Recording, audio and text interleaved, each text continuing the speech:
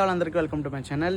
న్యూజిలాండ్లో బాగా నచ్చిన విషయం ఏంటంటే నాకు ఏమైనా అలర్ట్స్ అంటే లైక్ హెవీ రెయిన్ ఉన్నా, లేదంటే ఎర్త్క్వేక్స్ ఉన్నా, లేదంటే సైక్లోన్ ఉన్నా, ఇలాంటివి ఏమైనా డేంజరస్ లైక్ హెవీగా ఉన్నట్టుంటే ఖచ్చితంగా అలర్ట్స్ అనేది ఎవ్రీ మొబైల్కి అందరికీ అలర్ట్స్ అనేది మొబైల్స్కి సెండ్ చేస్తారనమాట.